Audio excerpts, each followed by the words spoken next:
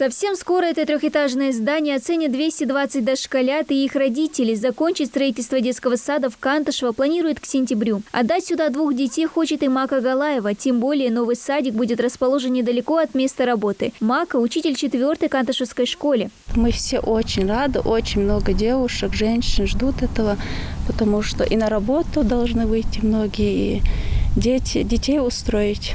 Вот.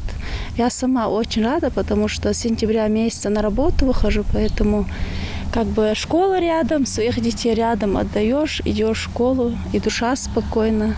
Стройка детского сада почти завершена. Основные внешние и внутренние работы позади. Сейчас же штукатурят стены и устанавливают двери, укладывают ламинат. Второй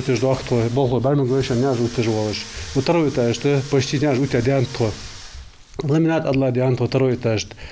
Отделка полностью по всему зданию на 98% висянет. Тогда полностью по всему зданию. Всего здесь будет открыто 12 групп. Для них же предусмотрено 12 спальных помещений, столько же игровых комнат. А еще спортивные актовые залы, санузлы, раздевалки, комнаты отдыха, кабинет ИЗО и свой зооуголок. В трехэтажном здании есть все условия. Основной акцент тут и на меры безопасности. Здесь предусмотрена новейшая сигнализационная система, датчики, дымоотвод, огнетушители, пожарные гидранты. Дошкольное учреждение готово оправдать все самые смелые ожидания родителей. И завершение строительства местные ждут с нетерпением. Ввести объект в эксплуатацию должны были еще в начале 2020-го. Возведение, начатое около 3 лет назад, было заморожено на год. Подрядчик свои контрактные обязательства не выполнил, и Министерство строительства, как заказчику объекта, пришлось с ним расторгнуть контакт и подать в арбитражный суд исковое заявление о взыскании с него определенных денежных средств. И совместными усилиями с Министерством строительства и Управлением капстроительства нами к данному объекту был привлечен новый подрядчик СИП Инженеринг. Вот. На данный момент все виды работ, которые тут осуществляются, производятся данной организацией.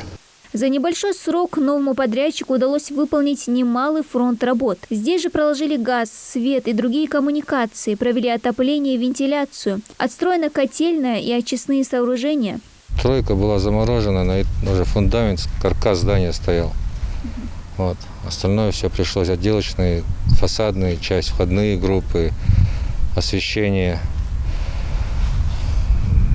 очистительные сооружения. Ну все, котельное, отопление, внутренняя отделка, штукатурные работы. Здесь масса работ выполнена. Вот. В связи с тем, что стройка стояла 3 года, пришлось переделать многие другие работы.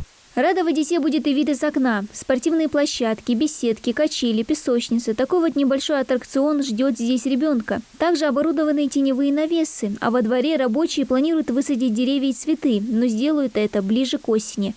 Дана Плива, Акрамат Дасхоев, Новости 24.